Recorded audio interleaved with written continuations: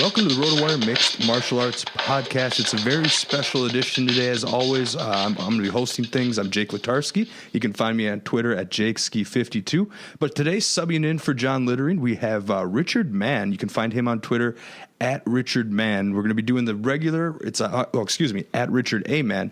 Today we're going to be doing the regular rundown. We'll be breaking down the fights on the main card. We'll be making some fantasy picks, all for UFC 234, live this Saturday in Melbourne, Australia. Richard, thanks so much for joining me. It's our first pod together, so I guess if you can just give our listeners a little bit about your background, where you all contribute to. You can talk about a lot of sites, not just RotoWire, but a lot of you have probably read Richard's recap work or maybe his fight stat wrap article that we like to post every Monday here on RotoWire MMA, but the floor is yours. Well, yeah, Jake, thank you very much for having me on. I have been, covering MMA from 2008, 9-ish, and I have been contributing to Fight Metric in sort of a data analyst capacity since 2011.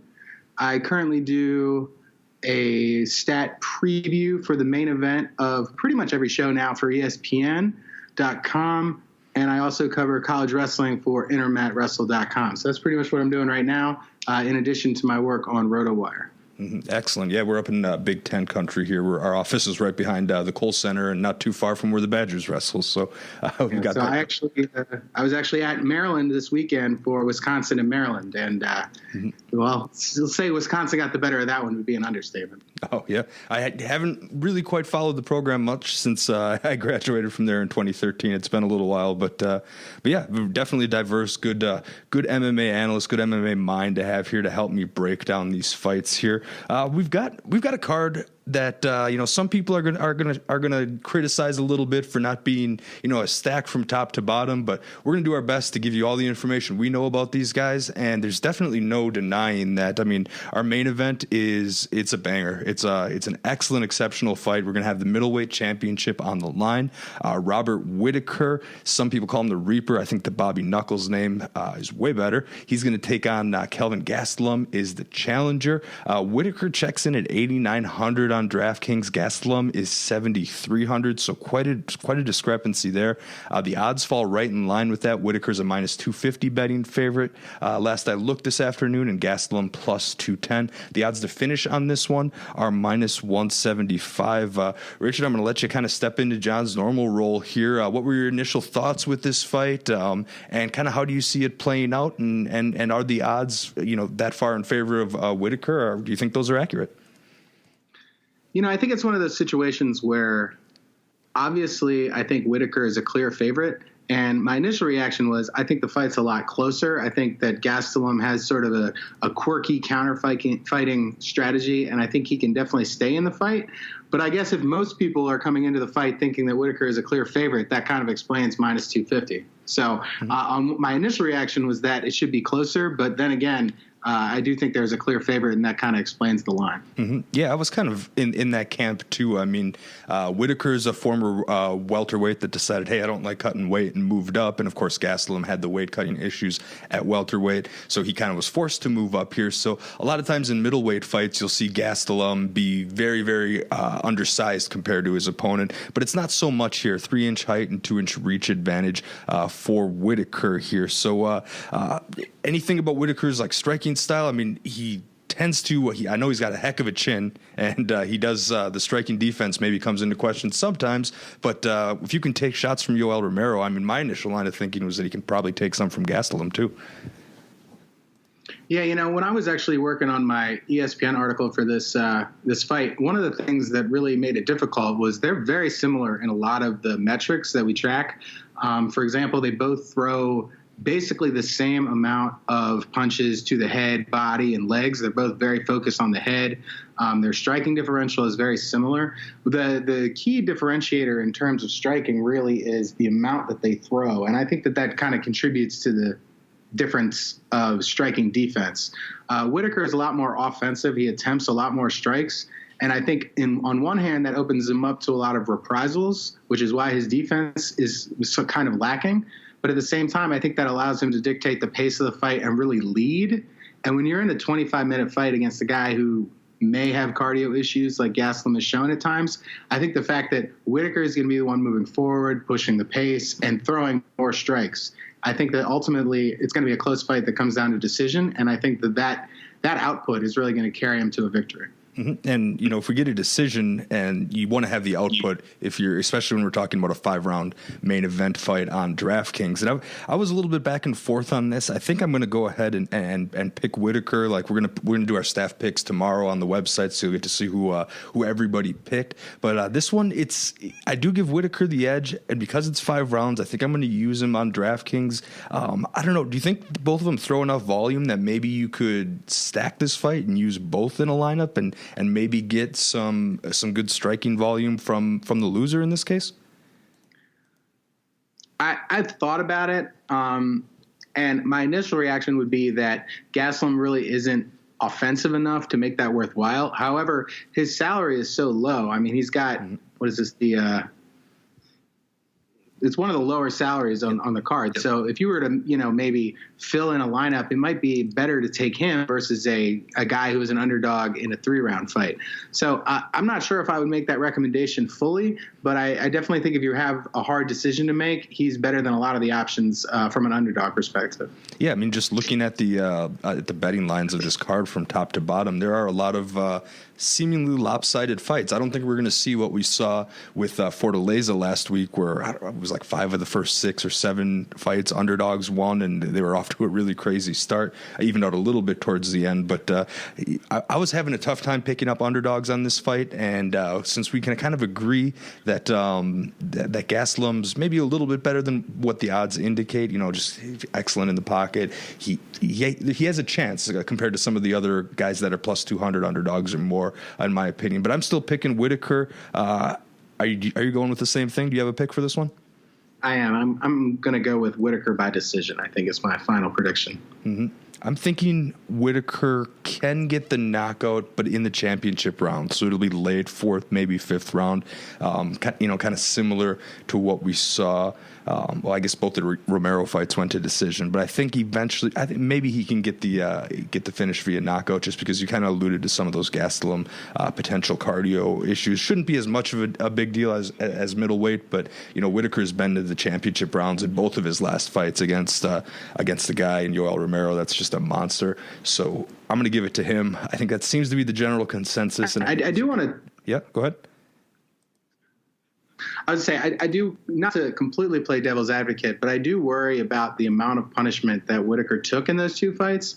And one of the things I'm working on from like a long-term stat research perspective is kind of the idea that chins are sort of like breaking the seal. And when your chin goes first and you start getting knocked down, you start getting, really hurt in fights, that it's sort of a cascading effect. So I am kind of worried that, he hadn't been knocked down in years, and then he got knocked down twice in the Romero fight. On one hand, Romero is a very hard hitter and clearly has finishing power.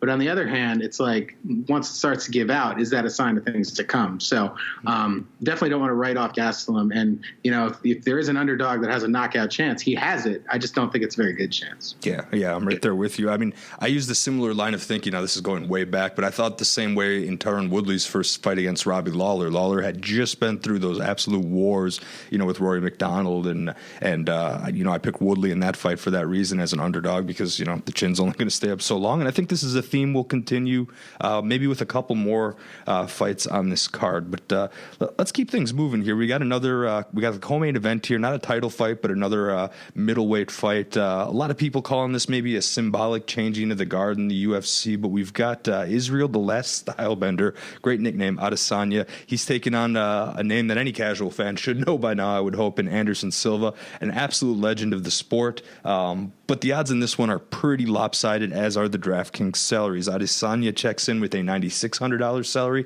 Silva is $6,600. Adesanya, biggest betting favorite on the card that I can see. On a card where there's a lot of big favorites, Adesanya's a minus 670 favorite. Silva's all the way up at plus 185, and with that, the odds to finish are minus 195, which with I'm checking here. Those are the best odds to finish on the pay-per-view portion of the card. So something to take note here, but this is pretty lopsided. As far as the numbers go, I would be pretty willing to bet that when staff picks get posted tomorrow, we're going to see a unanimous selection here. But I guess, what is it about Adesanya to maybe people that are newer to him? What is it about him that makes him so awesome? And how much exposure are you comfortable having?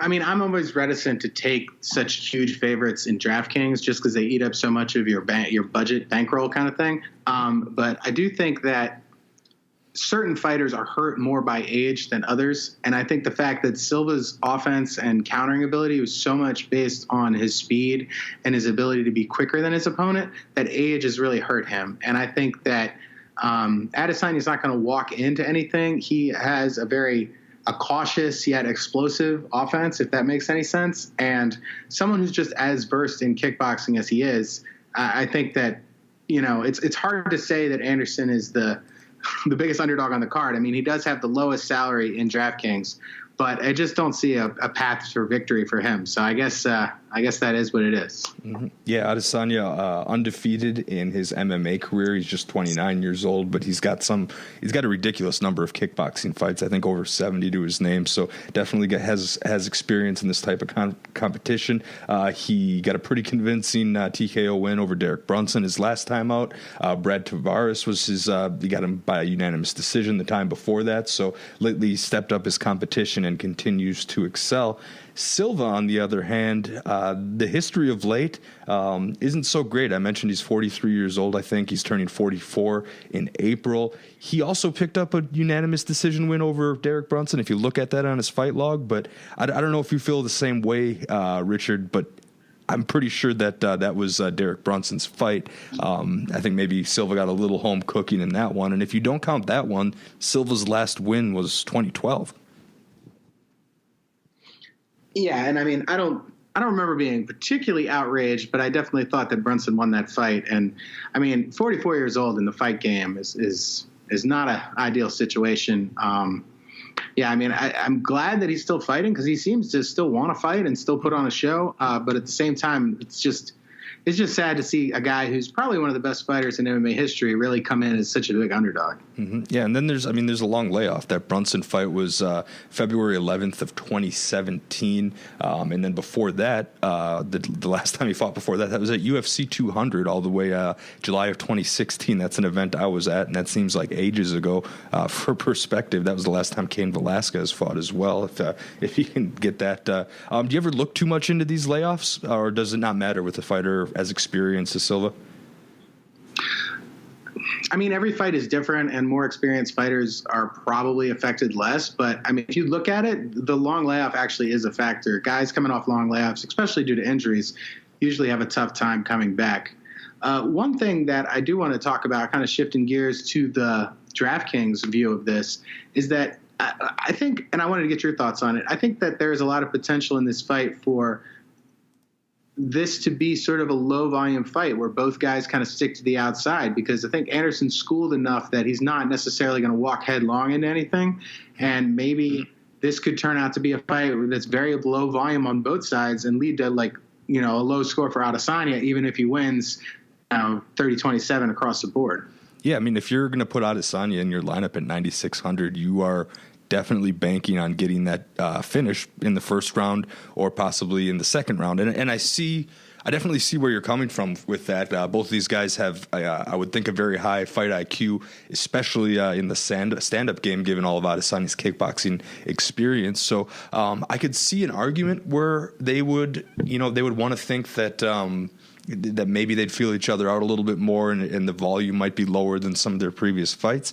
At the same time, I mean, they're giving them the co-main event slot on a pay-per-view, and this is all. I don't really have numbers. This is more or less a gut feeling for me, but this for me is a changing of the guard with the UFC. I would not be surprised if Silva gets beat and decides to hang up his gloves, even though, maybe, who knows, maybe if he looks good. But I mean, mid-40s here for fighters, that typically it's very rare the way it is.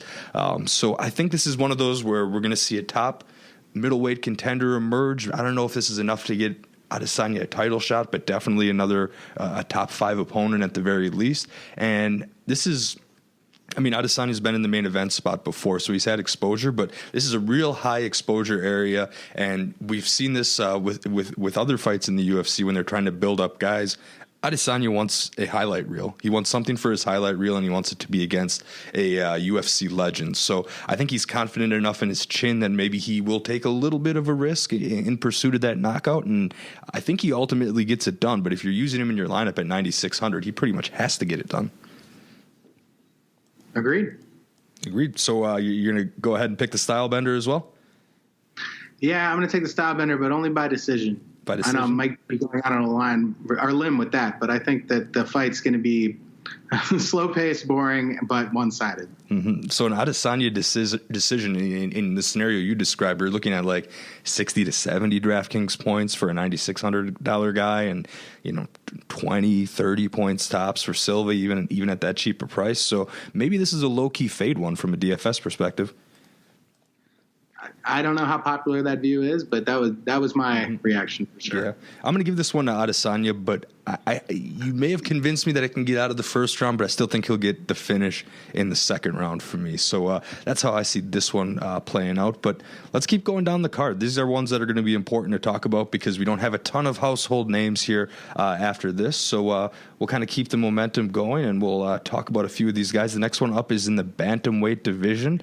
We've got Ronnie Yahya going up against Ricky Simone. The DraftKings salaries on this one, it's a very narrow fight. This is one of the closest ones on the card, and of course the salaries and the odds dictate this one. Yaya's 8,000, Simone 8,200. Simone is a minus 125 betting favorite, and Yaya's plus 105, so pretty close to a pick'em. We'll see how the money kind of moves around as we march towards the end of the week. The odds to finish on this one are also a pick'em, which is a little bit surprising to me. We'll get to that one in a sec. Odds to finish minus 105, so pretty much a pick'em for all intents and purposes. This is a close one, Richard. Any thoughts on how this one might play out? What type of guy you lean towards from a DraftKings perspective, and I guess ultimately a pick? Yeah, I think Ronnie Yahya is very much a throwback fighter. He's a guy who comes out, he does not like to strike a lot. He's not very good at it. He mostly is trying to get the fight on the ground and work for submissions, and he's been effective enough to keep his job in the UFC for all this time. I think that in some ways Simone can win the fight, but I don't necessarily think that his style matches up particularly well. He's not a huge finisher, and the finishes that he has are mostly by decision. If he is going to win this fight, he's going to have to stay out of trouble for a round or so, and then hope to come on late. It's entirely possible, and I think that's why the lines are so close. I personally favor Yahya. I think that he's going to be able to get a takedown or jump for a submission, and it's just a different level of grappling. And we see when guys, we saw it last week against Lyman Good and Damian Maia. I'm not saying Yahya is the level of Damian Maia, but you see that Lyman Good's a guy who wrestled coming up and he had never been submitted before. He gets in there with a better grappler, and, he doesn't even fully get taken down. He stands up right away and he still gets submitted. So I think that's more likely, but I would not be surprised if Simone won the fight. Mm-hmm. Yeah, I loved it in your fight recap article this week. You mentioned how Damian Maia got the win without landing a single single significant strike, and that was just astounding to me. My ESPN stream was having some problems, and suddenly it got delayed, and I got the notification on my phone before the fight even started, and I was disappointed I didn't get to see it, but it was just like, well, now we'll move on. But anyway, yeah, not quite. I agree. Definitely not on Maya's like an all-world elite grappling level here, but that's kind of the path to victory here for Yaya. I mean, he's got 3 wins in a row here. The names, not necessarily all that impressive. Luke Sanders, Russell Doan, Henry Briones, of course, all by submission. 1 Kimura, 1 arm triangle choke, 1 heel hook. So, of course, he can do it in a variety of ways. He's never knocked anybody out, so maybe that's, for some, that's a red flag on DraftKings, but the stoppage rate with him is excellent. 20 submissions in 29 professional victories here. I mean, so you think he can get the submission here and eventually hit that value on DraftKings? I do, because when Yaya has had trouble recently, it was really only against Joe Soto. And Joe Soto is a guy who's very much into like the competitive grappling world. He does EBI and things like that. So he kind of knew how to approach Yaya and stay out of submissions while maintaining position. And I don't see that kind of discipline from Simone. Simone is a guy who came up through LFA, a decent circuit. He's looked all right in the UFC. He's finished his fights. But I just don't think he's going to get it done. It wouldn't shock me. Like I said, it's going to be a close fight, but I definitely favor Yaya by a submission. Mm-hmm. Yeah, no, to finish his fights was an interesting thing, because looking at his fight log, he did take the unanimous decision from Montel Jackson. I agree with that. And then his only other, official UFC fight was against Mirab Valishvili, and that one was one that he was losing, I would say, for most of the fight, and then just in the final seconds, they gave him kind of a technical submission win. He had Valishvili in a real tight guillotine, but Valishvili was kind of bicycling his legs, and he was trying to show that he was still out there, but they eventually gave him the win. So I'm sure he deserves a win, but maybe I'd put a little bit of an asterisk towards that one. I mean, I think he was getting worked in that fight, and Yaya's not going to bring the same kind of striking in that fight, or maybe not even the same kind of pace. Yaya he's someone that's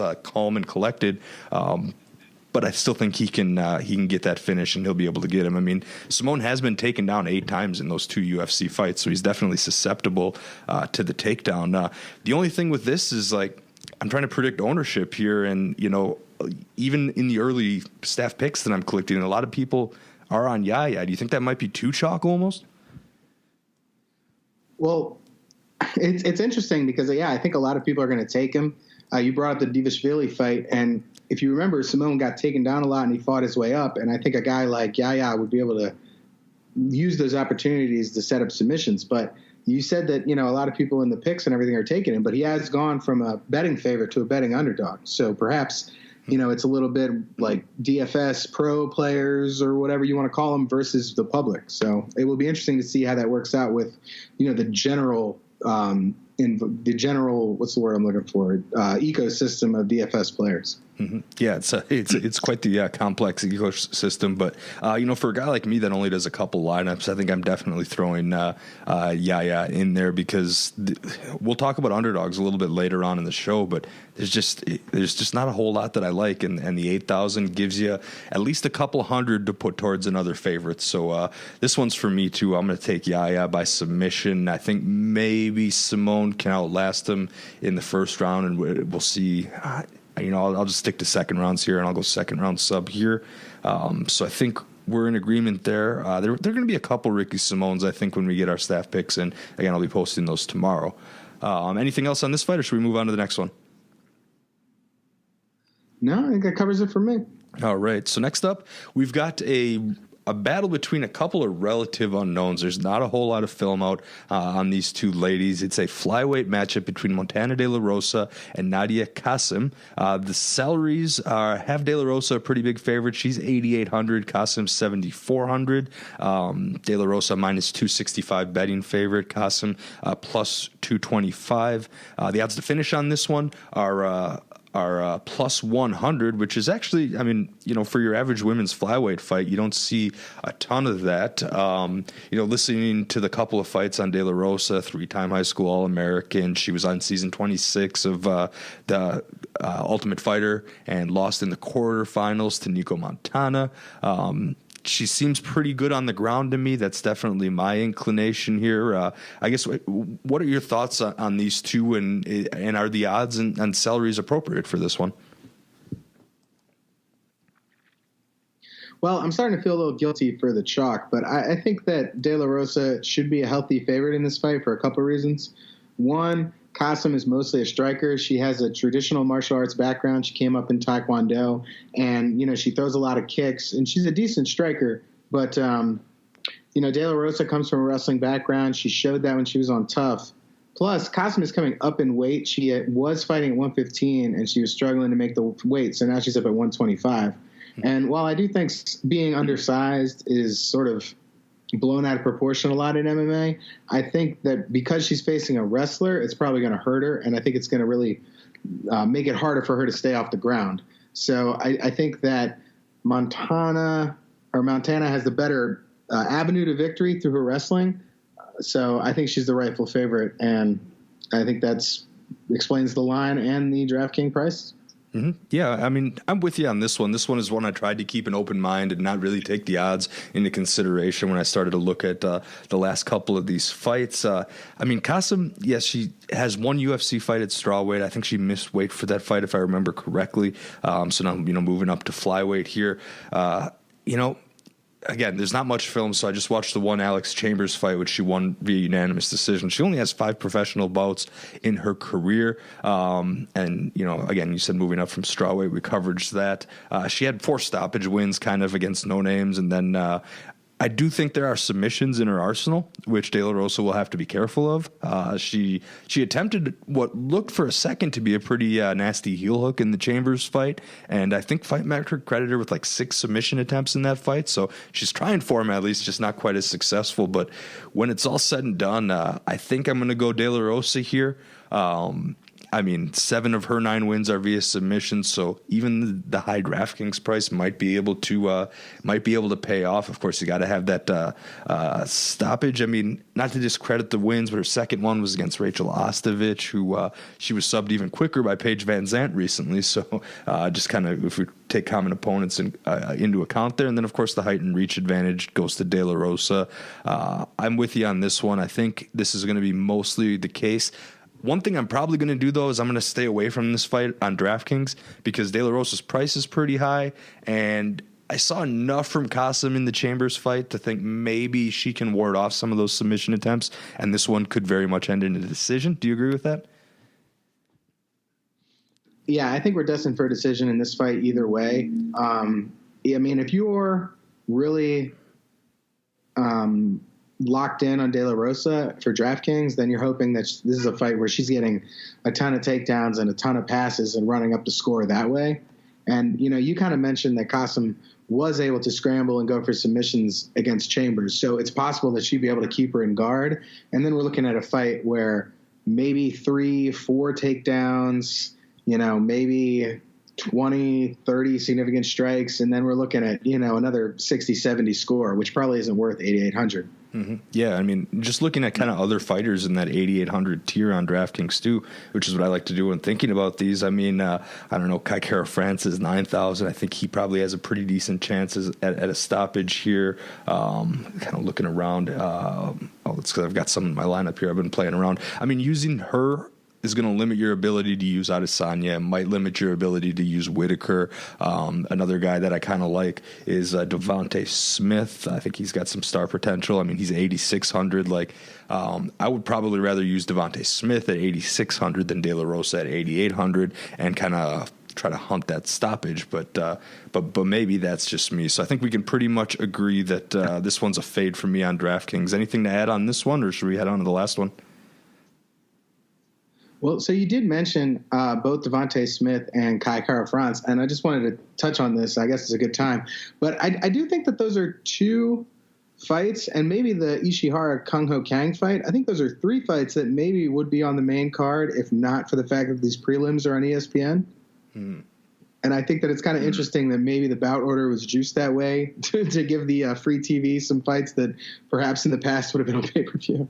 Yeah. No, that makes a lot of sense. And I'm glad you brought that up because they kind of did the same thing with the first ESPN card ever where they kept Donald Cerrone and Hernandez on the main card and, turned out to be an awesome fight, awesome performance by Cerrone on ESPN. And, they were left with a couple, I don't want to say amateurs, but not too far off from the amateur days in the Greg Hardy fight that, of course, we know how that one ended with the disqualification there. So I wonder if this is a theme that we'll continue to see moving forward as we start to juice it up, or if it's something that'll maybe just continue during the first couple months of ESPN until they kind of get that established fan base locked in.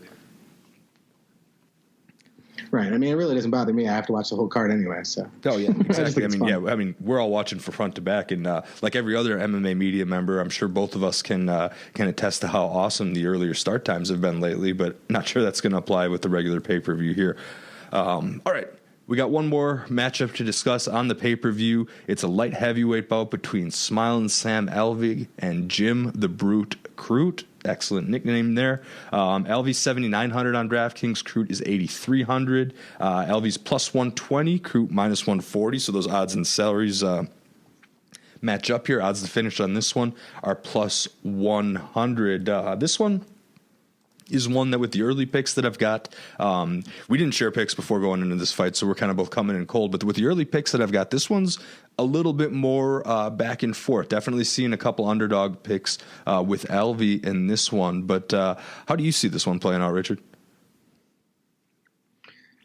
And this might be a crutch that I have, but I always have a hard time picking not only Alvey, but fighters like Alvey in the sense that he is giving up fundamentals of striking for the purpose of landing a power shot. So he's literally going out there and doing nothing but looking for power shots. The thing is, he's been very effective at it, but it's just hard for me to look at his fights and pick him to win because he's throwing with a very low volume. He's taking shots that he probably doesn't need to take and hoping for a big shot. And, he's beaten good fighters that way. But I mean, if I'm just breaking it down from a fundamentals perspective, I have a hard time picking him.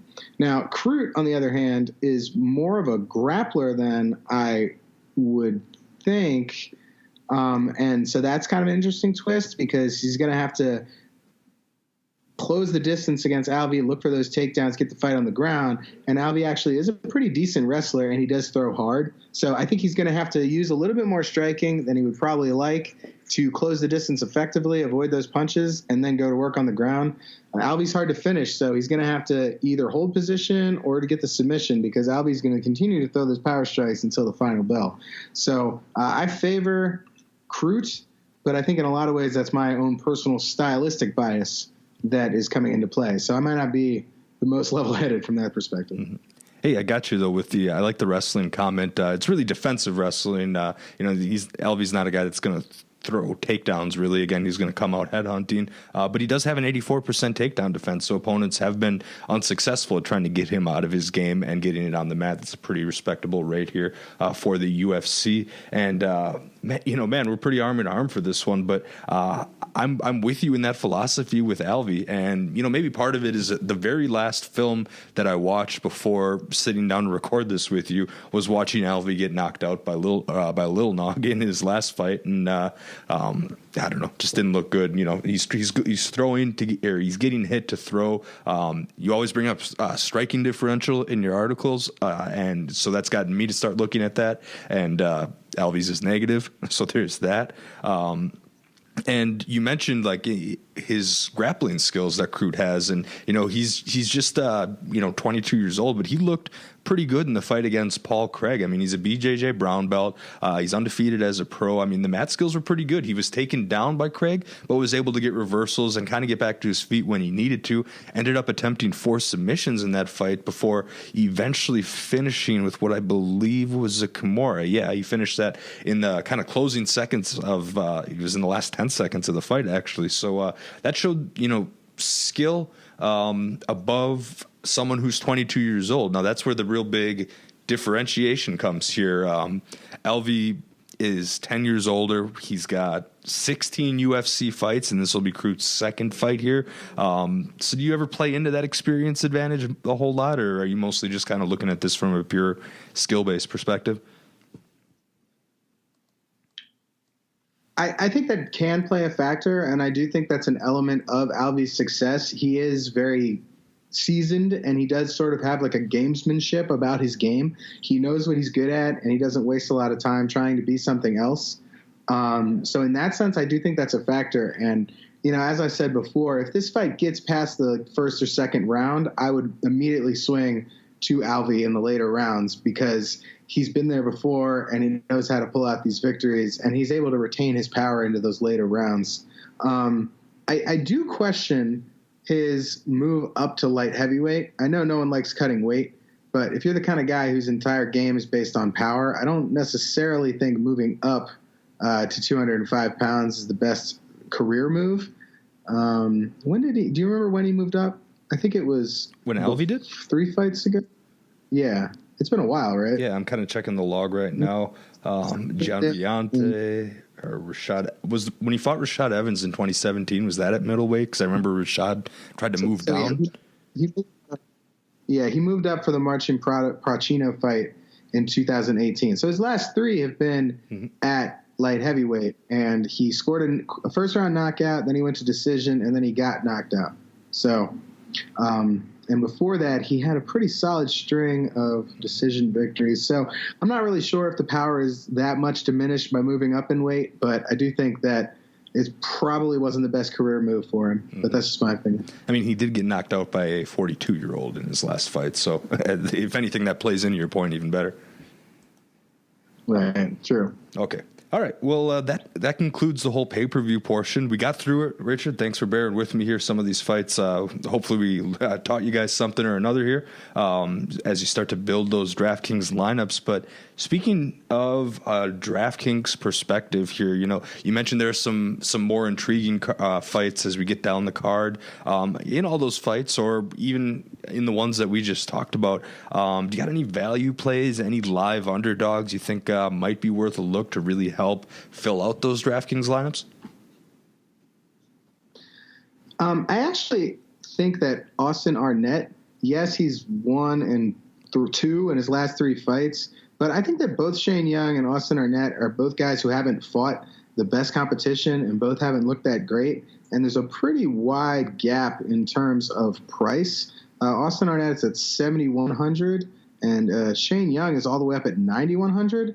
I think that's a pretty close fight, and Fight Matrix actually does ELO predictions, which is based on the computerized ranking formula, and they give Arnett a 40% chance. So I think that that's actually probably a pretty live dog. And, as you kind of said before, a lot of the underdogs on this fight card are not necessarily guys you feel great about. So if you take a guy who's as low as 7,100, that really opens you up to flesh out your lineup with some, more favorite fighters. So I would consider doing that. Sometimes I think it's smart to just take one really bad priced guy and then fill in with higher priced guys, or try to spread it out. So I think for this card, I would probably take 1 or 2 flyers and then fill out with more favorites. Mm-hmm. Yeah. So, I mean, if you want to spend 6,600 on Anderson Silva and hope he's got something left, I've seen people doing that before. But no, that's very interesting. Who's doing that prediction again? You said that's on Fight Matrix, and they do with their rankings. It's an algorithm thing. You can just kind of Google any of these guys, go to Fight Matrix. Yeah, so on Fight Matrix, they have their own computerized ranking, which is based on ELO, but they've also, ELO. But they've also started doing just a pure ELO, which is what 538 uses for their basketball predictions. Okay. So I've been kind of looking at that recently. And they have Shane Young at 59.89%, and they have Austin Arnett at a little bit over 40%. So, I mean, that's pretty close in the fight game. Awesome. Yeah, I mean, especially that's it's surprising to see it's so different from the odds, because Young's at -325 and Arnett's at +265. So definitely, I mean, 40%. That's better than that dictates. So maybe there's some odds value there. And yeah, like you said, that's one way to do that. I've just been kind of tinkering around with lineups here as we're talking today. I threw a lineup with Whitaker, Adesanya, and Devontae Smith in it, and then I used Yaya, and then I did what we were kind of against, and I stacked the Whitaker-Gastelum fight for that main event, which is definitely something to think about here. But then I had $7,600 left, and I started looking into this other fighter, very, very early prelims, so you'll have to tune in pretty early. But I believe his name is Callan Potter, checking in on it's the second fight of the card. And, we didn't mention this with Crute, but playing the whole Australians in Australia narrative, I guess you could say the same thing for Whitaker. But Potter's another guy who's fighting early on, 17-7 as a pro. This will be his UFC debut, so I don't know a ton about him. But he's an Australian in Australia, and he gets this guy in Jalen Turner, who's pretty inexperienced as well. Turner has just 11 professional fights under his belt, and he's another Contender Series guy. He fought and got knocked out by Vicente Luque, 6 months back in October. So, maybe there's a chance there. Give him. I saw a couple other touts throwing this pick out as well. I'll admit that I didn't pop it originally, but I don't know, 7,500. There's somebody there. But again, I think the point that we can both agree on is that it's crazy tough to find underdogs. So that means for a lot of people, maybe giving Silva a shot, stacking a fight, or going with one of these guys. Yeah, I mean, not to bring up the ELO favorite again, but the Fight Matrix ELO does have Potter 73.25% to win. So there you go. 70.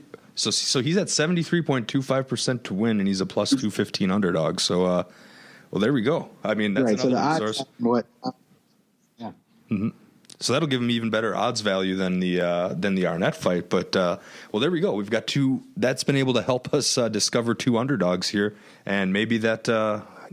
I mean, if that's really the case, I'd be surprised if Potter stays around at plus 210, plus 215, plus 200-ish. I mean, maybe that's a decent bet to make, too. If I never like throwing a bet on the guys that I don't know a ton about, but that could be something to look at there. All right. Yeah, he opened at his lone. Oh, go ahead. I was just going to say his lone UFC fight, I believe, was he got leg locked by Marching Held in like a minute. So it's possible that people just have a negative opinion of him because of his his career so far, and that he actually has a lot more to show. Yeah, I mean, that's throwing him into the fire right away. But all right, I think that's going to wrap things up for us today. Our breakdown of the card. Any final thoughts on the card? Any fight you're particularly excited for, or anything else you want to close with?